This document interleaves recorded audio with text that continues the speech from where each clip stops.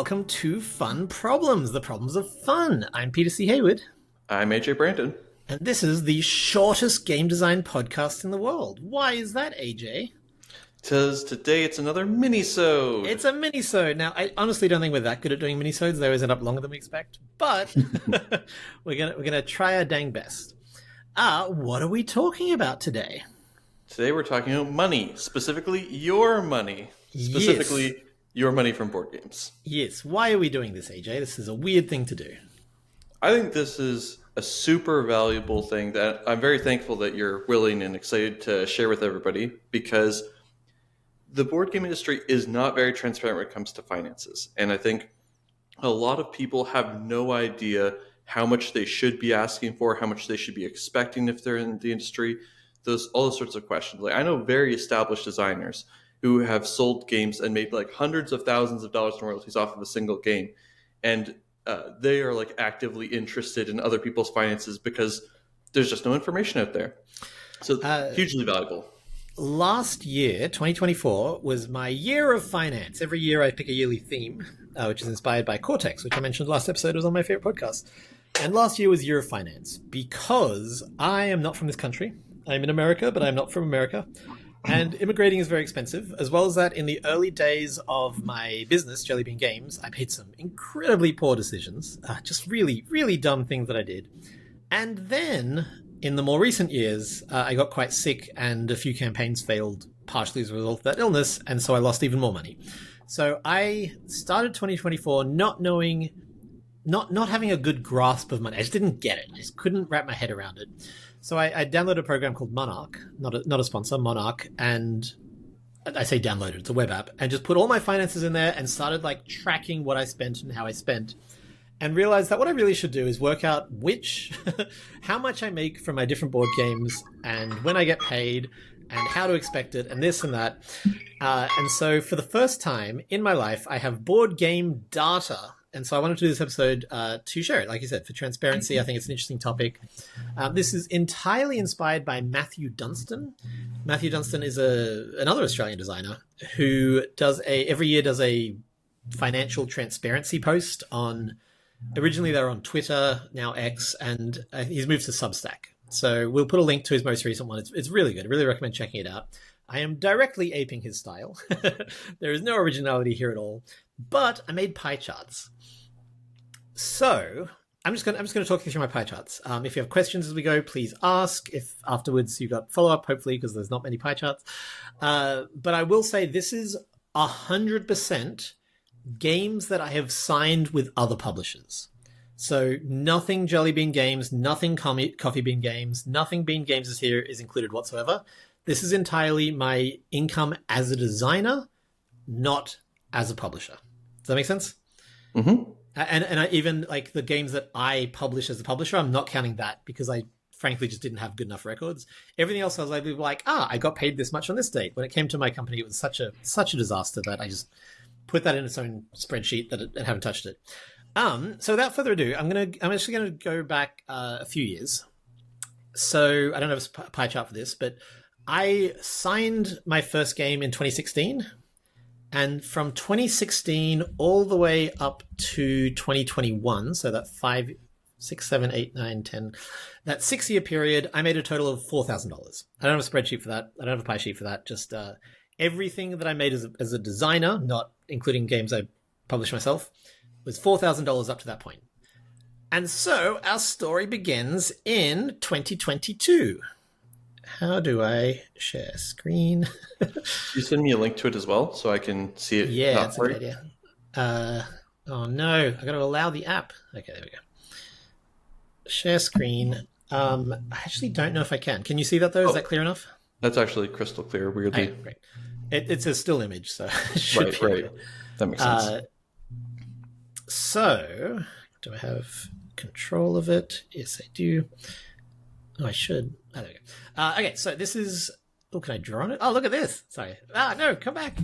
This is my first time using this presentation thing. So, 2022, I made about $20,000. I've rounded all the numbers down just for the sake of not giving exact figures, but it is very close to $20,000. And as you can see, the vast majority of that was royalties from That Time You Killed Me. That Time You Killed Me had that was the first year that game came out. And I've counted all of these finances as when I received them. So some of these royalties might have been for 2021. I can't remember exactly when it came out, but this is money that I received into my bank account in 2022. As you can see, most of it was That Time You Killed Me. Other is some other small games that I have that people don't really think about much. And then I made a lot of money from advances. AJ, what are advances? Advances is money that you get when you sign a contract with the publisher that is against future royalties. So if you get, say, a $2,000 advance, that means that the first $2,000 that you would be getting from royalties, instead you don't get it all. You have already received it. And if that money would have never materialized, let's say they just don't decide to publish the game at all, you still keep the $2,000 advance. Are we doing this as a YouTube-only episode, or do you want to commentate the graph? No, I think we can commentate a bit. And just as a side note, make sure you get advances, people. If a publisher offers you a contract, I've got more thoughts on advances. Trust me. Okay. Yeah. So there's nothing else I particularly care about pointing out here, but yeah, it's 41% of the graph is your advances, and it's an enormous amount. So the thing about the thing about being a publisher is that you have more games than you could possibly publish, and I don't just mean games that are available. I mean games that you love. So it is very, very, very easy for a publisher to sign a game, even if they don't want to publish it. There is a publisher that I'm thinking of, I won't name names, obviously, who famously had somewhere in the long lines of 200 to 600 signed games, and they were publishing 3 a year. Like the owner just fell in love with the game, signed it, and then just spent the rest of her life dodging emails from designers. Did I say the designer of the game? The person who ran the publishing house, loved all these designs, signed them, and then spent the rest of their life dodging emails. It is very, very, very easy for a publisher to sign a game if there is no skin in the game. So I recommend one of two things when you sign a game. Either, as I do, get a big old hefty advance, or have a kill clause. Have you heard of a kill clause, AJ? Yeah, basically, if it's not signed by X date, or if it's not actually published by X date, then it's reverted back to you. Something like that, right? Yes. And specifically what I'm talking about is if it's not signed and they give it back to you, they also have to pay you at that point. So if an advance is immediately the publisher having skin in the game. If I say, hey, I want to sign this game, and the designer's like, yeah, sure. Let's go the other way. If I'm a designer and publisher's like, I want to sign this game, and I say, sure, go for it. And they're like, cool, okay, here's a piece of paper, done. In 3 years' time when the contract runs out, or in 10 years' time when the contract runs out, they can be like, I don't like this game as much, I'll just give it back. They have lost literally nothing. What you have lost as a designer is the ability to pitch that game elsewhere, is the hours of following up with publishers. If you say, yes, you can sign my game, I want 1,000, 2,000, 10,000, whatever it is right now as an advance, then if the publisher's like, oh, I don't know about that, they're probably not going to publish your game. It's not quite that simple. There's cash flow issues, but generally speaking, if they're not willing to put any skin in the game, and by that I mean cash on the table, that is a huge, huge, huge red flag. Well, and frankly, it's a red flag if they don't have the cash flow. Like, if you can't give me $1,000, even $500, if you're a really tiny publisher, this is your first thing, I don't think you have any business being a publisher, to be blunt. Yeah. I have one publisher who is quite small, and so I was okay with a $500 advance because I'm aware, the economy and scale. I normally ask for much more than that. And again, I don't want to name too many specific numbers because publishers get mad at that, which is why I've approximated this. So for the sake of listeners, this graph has 20K, 57% of which is That Time You Killed Me, 41% is advances, and the rest is other. The other reason to get an advance is because you will not see money for a while. Yep. I've got my spreadsheet here. I can't share this one because it's got a bunch of stuff that hasn't been announced yet. But I can tell you there is a game I signed in... what's the biggest gap I can find here? There is a game... Yeah, I've signed games and not seen a cent of royalties for 2 years, more than 2 years. It can be years. And so getting that advance at the time of signing means that you're at least like you're seeing some cash inflow. Very few designers do this gig full time. I would say it's probably more than it was 10 years ago, but I'm still thinking double digits at most. I mean, make a full-time income from it. Like, make a full-time income. That's a different question. Yeah, sorry, I phrased it wrong. I'm a full-time designer. I do not make a full-time income. I would say there is probably a double-digit number of designers in the world, maybe very low triple, but like probably double digits, who make a full-time, dependable annual salary of, let's say, 60,000 US or more. Well, and let's also say that doesn't include being a developer. If you're a developer and a designer, that is different gig. I'm talking like design is your job. Now I do development work, but my main gig is not even board game design. It's something else because it's just not reliable. So yes, I strongly recommend getting advance. Now, if the publisher is refusing to give you advance, if they're like, look, we just can't do it for whatever reason, and you still want to sign with this publisher, name a high number for a kill fee. Cool, okay, I won't take an advance, but if this game is not signed within X years, I want $5,000. Because you do not want them to have... Basically, you want to make it as hard as possible for them not to publish a game once they've signed it. I think it's really unfair. I feel bad about this because I have done this as a publisher. I've signed games that have never come out. And I do think it's really unfair. It's something I really try not to do these days. Because I think it's so unfair to sign a game, hold onto it, give it back.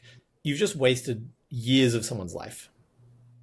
Especially because some games only work at a certain time. Like, you know, there was a roll and write trend that has largely passed. I'm not saying it's impossible to sign a roll and write game, but signing a roll and write game at the peak of roll and writes was very different to signing it now.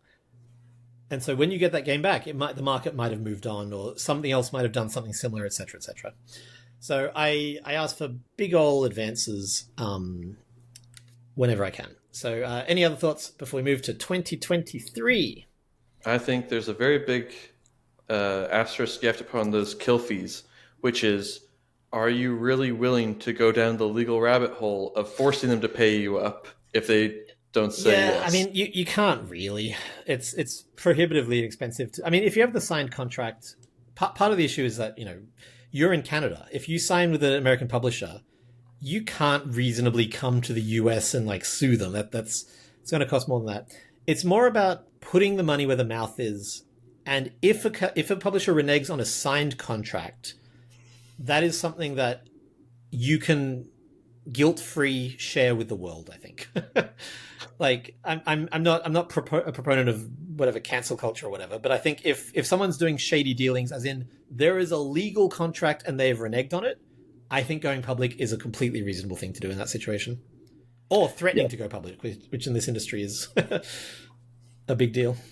It's true, but again, that could have very easily result in you then like having your name dragged through the mud and still have no money at the end of it. So personally, I would still be advance or nothing, but that's my line in the sand. We're also being very negative. All the publishers I've worked with maybe one exception, have been so lovely. Like I've had two exceptions. I've had a really wonderful relationship with all but two publishers that I've worked with, one of whom has never released more than one game, so you've probably never heard of them. Actually, on the note of making sure that they sign your game, get that publication window as soon as possible. It is really common, again, because it's cost-free for a publisher. It's really common for a publisher to say, yeah, you know, we'll sign your game, and if it's not out by 2035, you get it back. They have no incentive to put it out before 2035. They can sit there, absolutely no issue. I have been too aggressive. I've had publishers tell me later, hey, yeah, that date you gave us really stressed us out, and I don't think the game was as good as it would have been if we'd had more breathing space, so I've loosened it up a bit, but I am pretty aggressive with contracts generally, and especially with, I don't want 5 years. I don't want 10 years. I want 3-4 years tops, because that should be more than enough time to get the game developed, arted, and ready for publication. If you want longer than that, cool. I want a bigger advance. If you want 5 years, great. I'm doubling the advance I'm asking for because I want you to be financially incentivized. It's all about game design. Game design is incentive design. Incentivize the publishers to publish a game once they've signed it, because there is no inherent incentive, which sucks, but is absolutely true. Okay, 2023. AJ, what do we see here? So we see again, That Time You Killed Me is a massive proportion of your income, followed by advances again, pretty similar amounts. But then two other games that aren't in the other column. We have Fiction, which makes it 15% of your income, and Converge, which is 5.6% of your income. And your overall income is 50K this year. So going up from 20K to 50K was a very nice boost. As you can see, the majority of that was, well, not, I can never remember how majority works. A lot of that was That Time You Killed Me. This was the year where I think it actually sold better in 2022, but again, you just don't see those royalties for a while. So I got the vast majority of my That Time You Killed Me royalties in 2023, despite the fact that I think it actually launched in 2021. This is a good time for us to talk about payment schedules, maybe. Yes, excellent point. Every publisher is different, but the general pattern is that a publisher, so let's say, AJ, you're a publisher. Mm-hmm. You are selling games largely, okay, well, there's three main avenues. Firstly, there can be a Kickstarter. Kickstarters are amazing for publishers. They're amazing for designers because you get a big chunk of money, possibly the majority of the money, up front, which as the publisher means that you don't have to worry about, will these games sell after I've printed them? And as the designer, you should have in your contract, you get that money pretty soon after the Kickstarter closes. Generally speaking, I try to advocate for, 30 days after the Kickstarter closes, I get paid, which is different to the other cycles we'll talk about in a minute, but that's because they have the money. Like, they literally have the money and they're not spending it yet. There is no reason for you not to get paid very soon after the Kickstarter gets published. So Converge here is actually... Converge was my second ever Kickstarter game that I didn't do myself. And so I got that money straight off the Kickstarter, and that is, I'm looking at the numbers here, that is, I'm trying to do the math, 6/7 of the money I've ever gotten from Converge so far, up to this current date. Wow. It is really the vast majority of it, and I got straight after the Kickstarter, which is great. Nice. Actually, sorry, it's actually 3/4 because I forgot about the advance. And so the first time the publisher gets paid is through the Kickstarter, if they do a Kickstarter. Then there's direct sales, which is the publisher selling it at conventions, on their website. Amazon could be considered direct sales. That is, they sell the game to a consumer and they get the money straight away. That's probably one of the thinner slivers, unless you're a very specific company. Like Button Shy do a lot of direct sales and a lot of Kickstarter and very, very, very little retail presence. Something like The Op is almost entirely retail with no direct sales or very little Kickstarter presence. And then a publisher like All Play is an interesting mix where they do a lot of direct sales, they do pretty good numbers on Kickstarter, and they have a big retail market. So it really completely depends on which publisher you're working with. But with direct sales... No, sorry, let me pause direct sales. Retail sales. Okay, AJ, you're a publisher, I am a store. Talk me through what happens. So I don't sell directly to the store. Much to the chagrin of many a self-published designer walking up with 10 copies of their home printed game to your friendly local game store. Hey, do you want to buy my game? It's only $30 or whatever. That doesn't work. That's not a thing. So as a publisher, I don't want to have to deal with 400 different stores for Canada. I don't want to have to deal with thousands of stores across the world, right? I want to make one sale of my games. That it is a whole different job selling to individual stores. And I don't want to have the inventory. Having to hold on to your own inventory, as Peter can attest, is a nightmare. So what I want to do as a publisher is I want to do a print run estimating about the actual number of copies that people want and sell as many of them as I can immediately to a distributor. Distributors are basically massive warehouses that just hold on to tons of copies of games from all different publishers. They're only going to buy, though, what they think they can sell. And of course, they don't want to sell out their inventory immediately. They want to be able to weather the storm for a little bit. So they're going to order more copies of it than an individual store. Of course, they're selling to a bunch of different stores. But you're going to sell often to multiple different distributors. So once I've sold off my stock to the distributors, then individual stores go to the distributors to buy. And so each store can buy from any of the thousands of games that come out from those distributors as long as they have stock. If a game becomes a mega hit, then maybe the distributor will come back very quickly for more copies of the game. That happened with Wingspan. It happens sometimes with early CCGs that really take off, that are sort of a flash in the pan. But oftentimes it's like a slow purchasing of games from the publisher, from the distributors, and then it trickles out to all of the game stores. You mentioned that as a publisher, you don't want to sell to each individual game store. As a game store, you don't want to buy from each individual publisher. Yeah. One of my first jobs was in a map store. I sold maps, and there was one product that we had to buy directly from the person. Everyone else was from a distributor. And back in the day, you'd literally get a sheet of paper and you'd write the number that you want, sort of like a sushi order. You know, the sushi, when you go to sushi, you write like a number. It was like that. You'd send that in, or you'd give it back to the rep when he came in, and you would get exactly that many copies. So what does this mean for you as a designer? Fortunately, you don't have to worry about most of this. What it does mean is that when a publisher sells it to a distributor, they can either just flat out sell it and get the money right then, or more likely they will sell it on consignment. What is that, AJ? So consignment is when they get the money as the thing actually sells. So the actual person doing the selling doesn't have to pay anything for it up front. They only pay for it after it is sold, and they give them the cut. It's not super common, but it does happen. Yeah. I think with distributors it's more common. Not with the stores, but with the distributors. Sure. You as a publisher will have...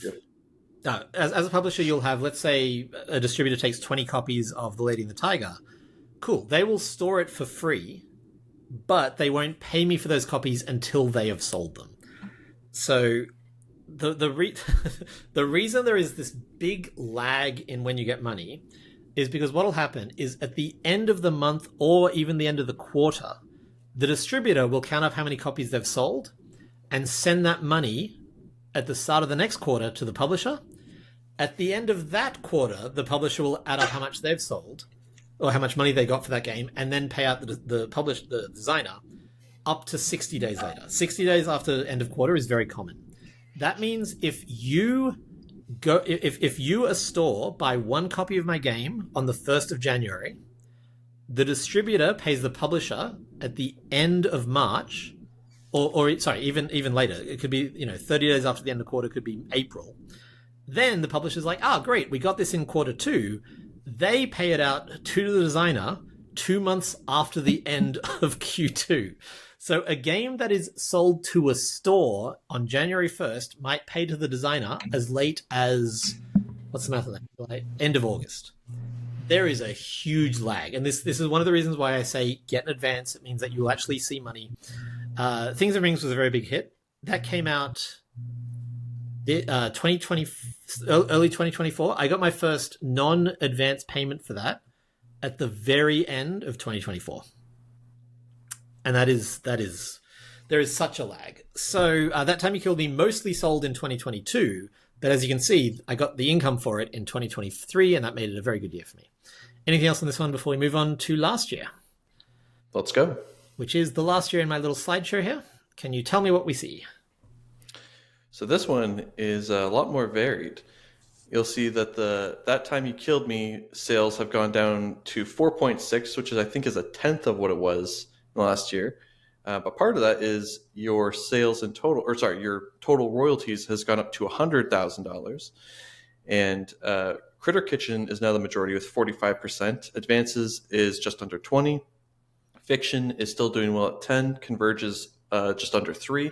And Things and Rings is 16%. As a reminder, if you're listening to this, there is I'll put this in we'll put the spreadsheet, the slideshow in the show notes, and there's also a YouTube where you can go and look at these pictures. So as you can see, very big difference. And this is, I'm going to say this, I don't know how else to say this. This is what's called having a hit. Critter Kitchen did $1 million on Kickstarter, and that translated to the by far the biggest amount of money up. Like my Critter Kitchen payment, and I only got one payment for the entire year of 2024, was almost as much as I made the previous year in total. And because it was a Kickstarter, I got it pretty much straight away. I got it, I think. I mean, it finished kickstarting in 2023. I think it ended in November, and I got this in 2024, but I got it very early in 2024. So this was the start of my year. It was a very nice year. I'm still not out of all my debts. That's how many debts I was in, but I've really started to make a dent in them. Advances was still a big chunk, and that is because I had a bonza year. I've got the numbers here. In 2022, I signed 3 games. In 2023, I signed 9 games. In 2024, I signed 10 games. So that is 10 games, and I insist on getting advance for each. I'm very, what did Alex call me? A contract hawk. I get advance for each. I negotiate high percentages, and you can see like it is a big chunk of my 2024 income. If you've been doing the math, 20k to 50k to 100k, that pattern is not going to continue. I would be shocked if I even reached. I might reach 100k again this year, but I absolutely don't expect to. And this is one of the reasons why it's so hard to be a full-time game designer. Because you might be like, 100k, great, that's more than I get from my job. Yeah, but I might see 40k this year and 20k next year, and then 80k. Like, there's no way of knowing. It's completely dependent not only on publishers signing the game and then doing them right and then publishing them in a timely fashion, but also how they land in the market. And, you know, the dream of every designer is to get an evergreen. It would be very lovely if you know, Critic Kitchen or Things and Rings was an evergreen. I'm going to go back for a second. Let's look at That Time You Killed Me. That Time You Killed Me. Whoa, that's doing really well. Whoa, that's doing even better. Oh. That game's my most successful game in terms of like BGG ranking, and people know me for it. And yet, 3 years after it released, I'm done with making money for that game, essentially. Yeah. Any thoughts, A to the J? Yeah, I think there's a very important lesson here, which is like, if you are trying to make a living as a game designer, you need to have a nest egg. You need to have a very good idea of your finances and not spend all the money as it comes in. You need to think forwardly with your money and use it carefully so that you can survive those rough years. And you can't rely on games being hits forever. Most games aren't going to succeed in the long run. There's so many thousands of games that come out every year that even if your game does well, like you just pointed out with That Time You Killed Me, maybe, you know, it trickles out and you can't find a publisher to republish it, and it's just done. Or it's a one and done. Most games are. Yeah. Most games are not reprinted. Most games, even if they're like popular and successful, the market's just so busy these days. People don't want to buy the game that was hot 3 years ago. They want to buy the game that's hot today. Those evergreens are the apex predator. They are the very, very, very thin sliver at the very top. Currently, signs are pointing towards Things in Rings being an evergreen. I would very much be happy if it was, but who knows? Next year, that might be it. That might be it for sales of Things in Rings forever. I think there's also an important lesson to learn here, like you said, about having a hit. If your goal is to be a full-time designer, the way I see it is either you can hustle and bustle and just be the best salesman in the world and sell 1 million games. And if you sell 1 million games, you know, you'll be able to make it off of just like tiny little advances, and then eventually maybe one of them takes off. But the real way that I think is sustainable is you put in the work, you make really good games, you design product first, and you get a bit lucky. And if you keep at it, eventually you might have a hit. And then, like you said, you know, you can't guarantee that you'll keep getting hits. You have to keep working towards the hits. Having one hit is worth way more than all the other games that you made in the year combined, right? Oh, absolutely. Like, literally, you can see that here. If you take advances out, that one hit eclipses everything else I've done. Now, I like having the other things because it means, A, you're getting money in more often, which is really helpful for budgeting. And B, I just like making games. We were talking about this in the Discord. Did you see that conversation? There's so many messages I couldn't keep up with it. I read a little bit. But...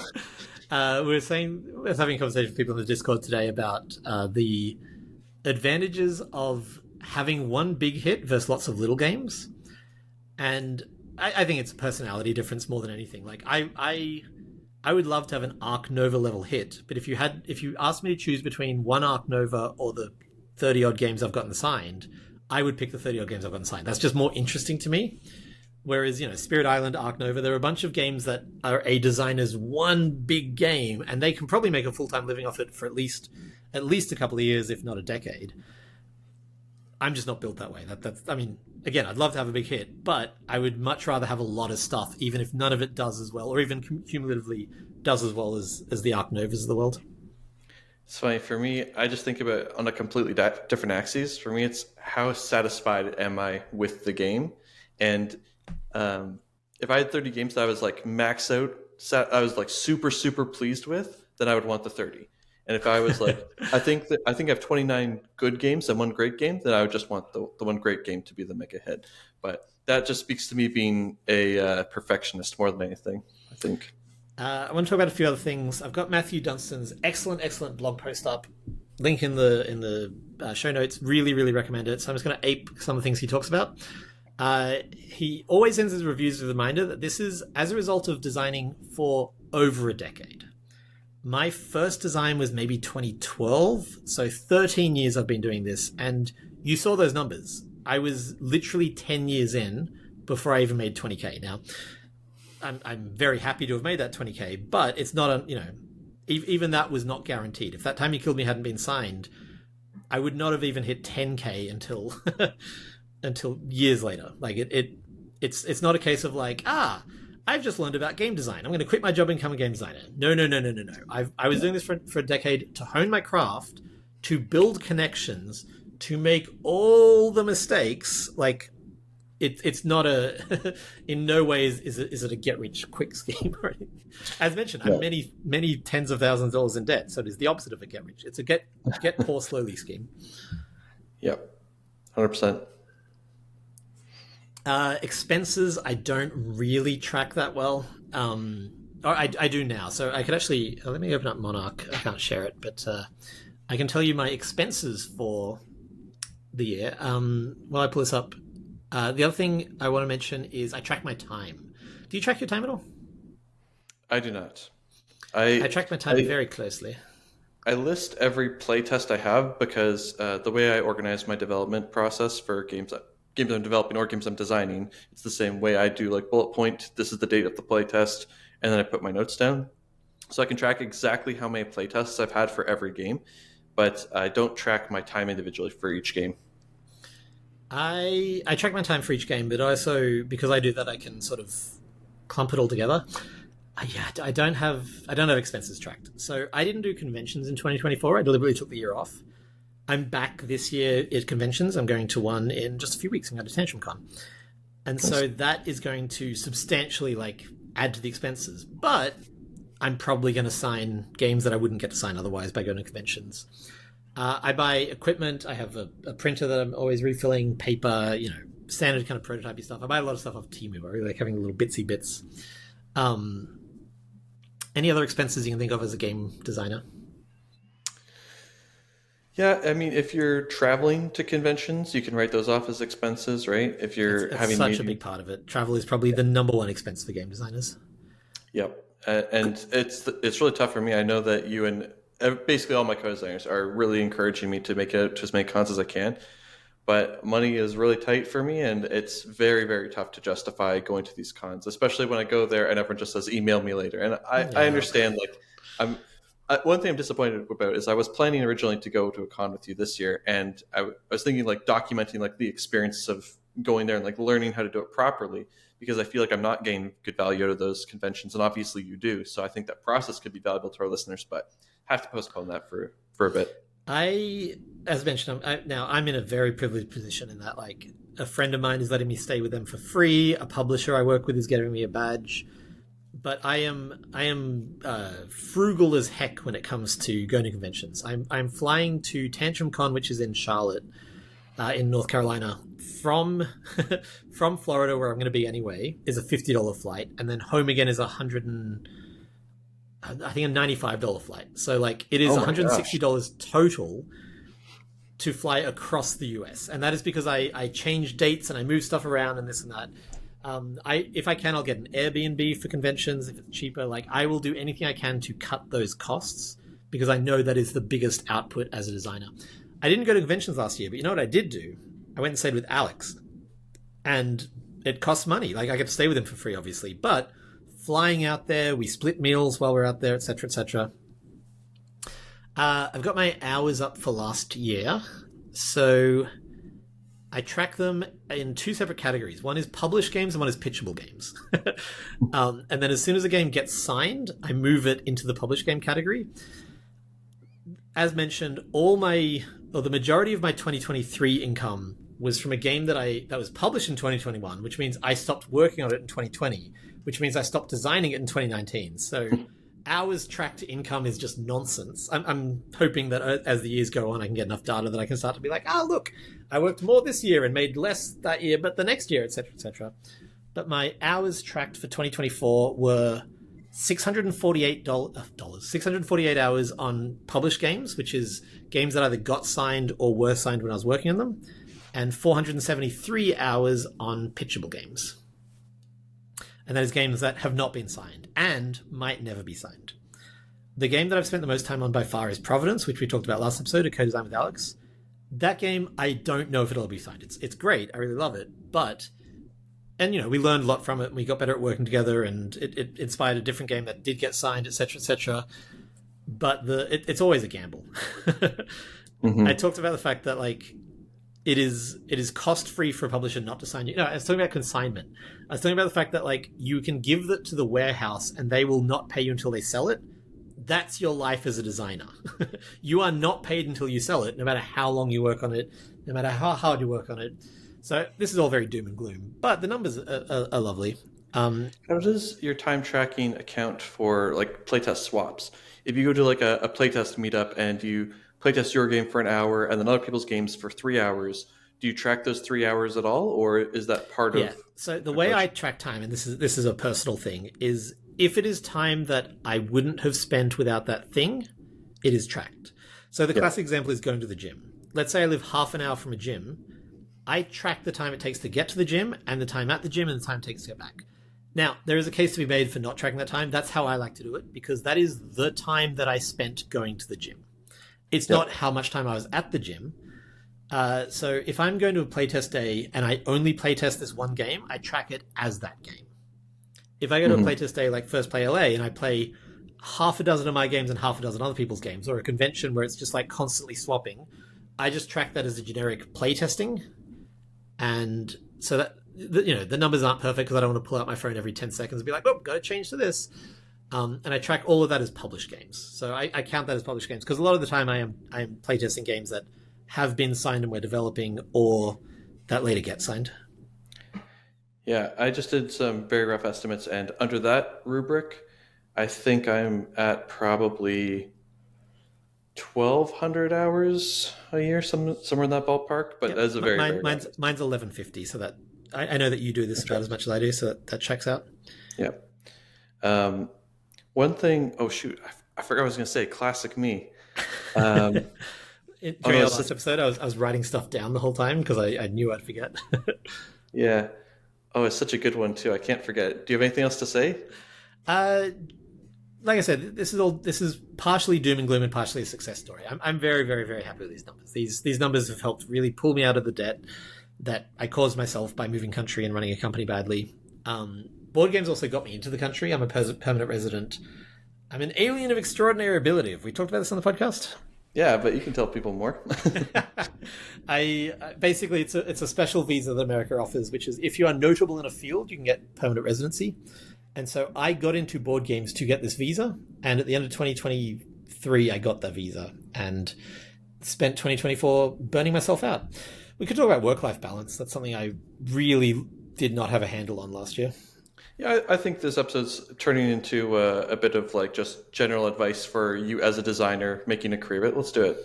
So because I finally had my permanent residency, I was like, great, now I need to get out of debt. So that's why I did Year of Finance. I started tracking my expenses.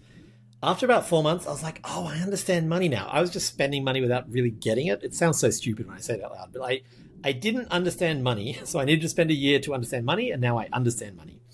I don't just spend money without being like, well, hang on, that $400 that I'm spending on this thing, that is 4 hours of paid development work, or, a full advance from a small publisher. Do I want to spend a full advance on this thing? Probably not.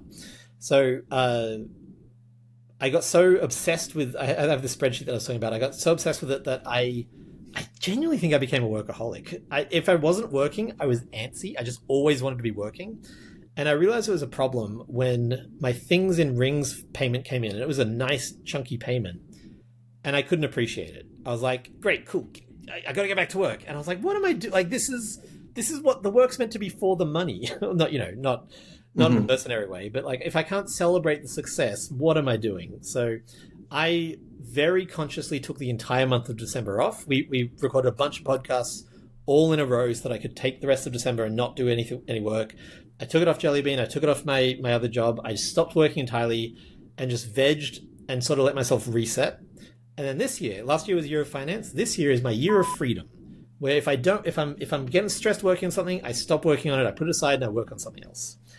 And so work-life balance is, I'm in a very privileged position that I get to do this full time. Like I get to create. My other career that makes me my sort of steady income is I'm an author. So that is also a very make your own hours kind of job. But yeah, I was just overworking and overstressing, and look, check in with yourself and see if you're stressed all the time. Because if you are, it's not good. Yeah, it's really tough to do the work-life balance thing. I found especially because I don't do physical prototyping or playtesting. I playtest from my computer, which is the same computer that I theoretically use for leisure activities and stuff like that. And so I actually found myself trying to like divorce them in every possible way that I can. I've heard some people who had to make the shift to work from home during COVID would be like, I just get up, leave the room, like turn the lights off, like do a lap around the house or something, come back in, and it's different. Yeah. Or even just find anything that you can do to like switch computer mouse. This is the mouse that I use when I'm doing my work versus my play. And I'm trying to do as much of that as I can, because and like when I play video games, I try to play like on my PS5 instead of my computer. Again, that's also privileged. Like, oh, I have both. But it is very difficult to know when to turn that off. And I had the same thing this year. I took the second vacation I've taken as an adult this year, or late last year, because I found that I was burning myself out a bit, and I wasn't. I was really easily losing track of how much time I was spending working, and I also have like a little bit of guilt because my wife's bringing in all the income, and I wasn't bringing in any income, or barely any from my development stuff. I know what you mean, though. You gotta just because you feel bad about it doesn't mean that you thus must work all the time. That's not good for anyone. Yeah, and she's the one who's complaining that I'm working too much and I need to spend more time with her. So like at that point, it's like okay, I think it's fine. I want to talk a little bit about publishers. We were talking earlier about the kill fee and like taking the legal route. The most important thing for picking a publisher, and I think literally the most important thing above all else, is you got to be able to trust them. If you're in a situation where you're like, oh, I might have to take this to court, don't sign with that person. Like if they don't have a good reputation, or you're not friends with them, or whatever, if you can't find people to vouch for them, do not sign with that publisher, because you're never going to take things to court. And you need to be able to trust them. And so the reason to get in the contract is not because you don't trust them. It's to be like, hey, a contract, I'm going to break it down. A contract is what you and the publisher both agree should happen. Putting it down is just formal to be like, in 2 years, you can't be like, well, you said $800. They're like, no, I said $8. You have it in writing. The line is it's a formality, and it almost is. It's just a concrete way of saying, look, this is what we have decided on. It's not going to be enforceable, realistically, especially, like I said, you're in Canada, most publishers in the US, or if I publish with a European person, and no one has enough money to go to court, blah, blah, blah. If you have a wingspan level hit, sure, maybe, but anything short of that, you're not going to enforce it. So you've got to pick someone who you trust. And when I say that's the most important thing, I mean, we talked last episode about how Alex and I had an offer in Providence that we ended up passing. And it's not that I didn't trust the publisher, but we just didn't get the right vibe from them. And the vibe is more important than signing the game. Unpublished designers are going to be listening to this being like, well, nothing's more important than signing the game. But trust me, the worst thing you can have is a game signed that you then spend the next 10 years regretting signing. Yeah. How many people have you met who they signed a game and they're like, and it was in development hell for 7 years and then I got it back, or, any number of horror stories from signing with small sketchy publishers because they just really wanted their game to exist. And so the question that I'm sort of answering is, well, how do you make sure that the publisher pays you? And the answer is you sign with a publisher who you trust to pay you. I have got, actually I can tell you the numbers. I've got games signed with 13 different publishers. I have got a total of 26 games signed with 13 different publishers. and 4 more with contracts on the way with 1 new publisher in there. So I work with publishers repeatedly a lot because, again, the trust is the most important thing. And all but 1 of those from that list, I would, I would trust. I completely trust. I have never had any of them refuse to pay me or had any issues with payment whatsoever.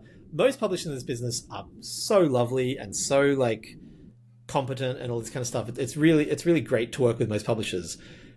I say most publishers, but most publishers I've worked with. But it's because I avoid the ones if I get a sketchy vibe or anything like that.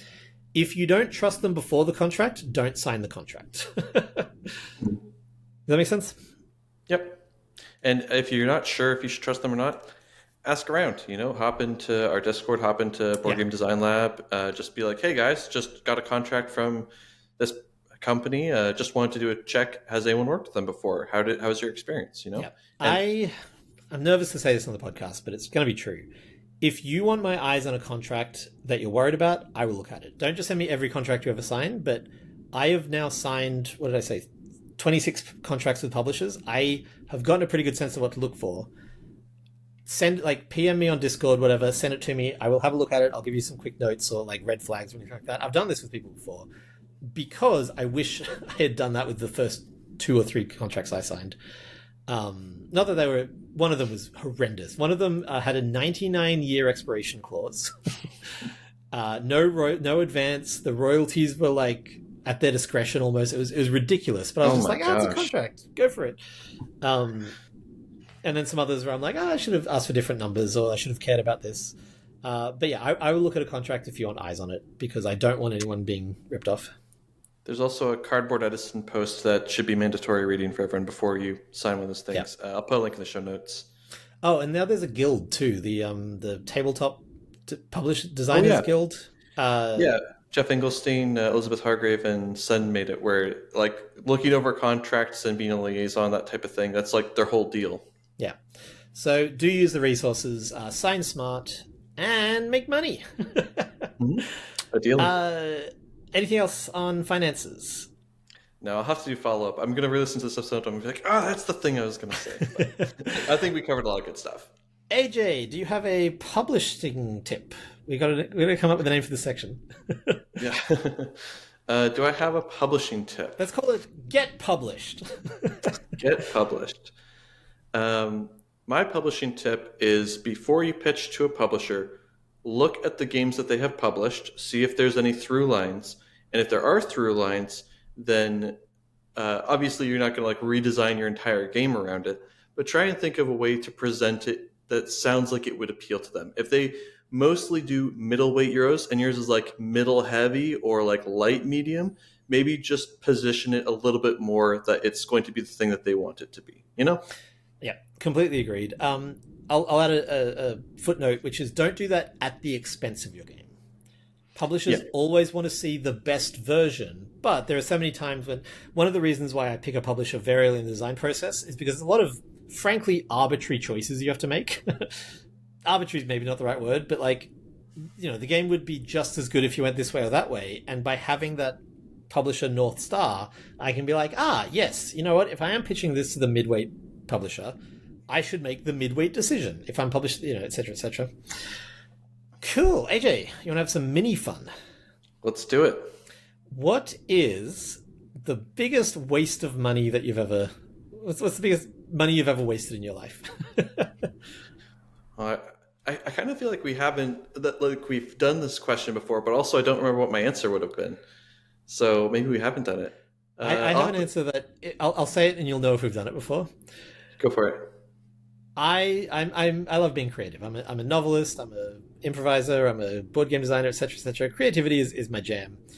And at one point, I was like, you know what? I'm going to get into mixing music. This is when I was 21, so like very young. And so there's a program called Fruity Loops. Have you ever heard of this? No. It's like DJ software. It's like I don't even know how to describe it. You use it to like remix songs and this kind of stuff. It's one of the more popular ones out there. And I was like, I should get Fruity Loops. And again, I was not good with money until last year. So I saw that they had various ways that you could buy it. Or for $600, you get a lifetime deal where you'll always have the newest version of Fruity Loops.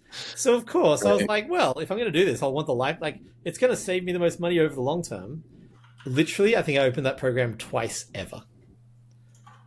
I did not go on to become a famous DJ, as you may have noticed. I didn't even really get into it more than that. So I spent $600 to get lifetime access to the software I never used. And then, and this pisses me off a little bit, after 10 years, they were like, we can't really justify this lifetime thing anymore, so you have to buy the new version. What? And I was like, that's not how lifetime works. Wow. That blows. I hope I got that right, otherwise Fruity Loops is going to sue me for... Have I told that story before? No, it does sound familiar, so I don't think we did it. I think, so I'm a very frugal person, and I've got a little bit of anxiety, a little bit of perfectionism, and a whole lot of inbuilt guilt for spending money. My wife has had to talk me into buying more things for myself. You need a bath towel, AJ. I can just shake it off like a dog. No, you need a bath towel. You wouldn't believe if you met my parents. I've got friends who think look, sure. I've got friends who think oh, you're so frugal, and I'm like, no, I'm so wasteful. I'm so wasteful. And my parents are mortified at some of my purchases. But there was one time when a neighbor of mine was like, oh, I'm selling my old paintball gun, barely used, all this sort of stuff. And I was like, oh, okay. And he ended up talking me into buying it. But I don't have any friends who go paintballing with. And he was like, he'll go with me. And then it just never ended up working out. And I don't think he was trying to scam me or anything, but it was in the end, I paid hundreds of dollars for this stupid paintball gun.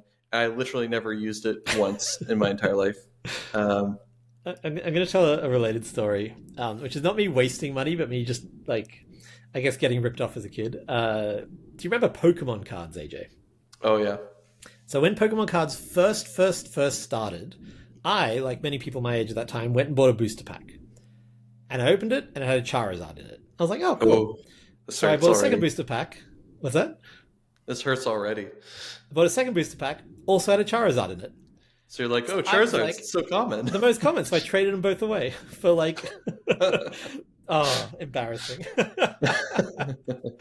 those who don't know, Charizard is the rare in all of the first Pokemon set.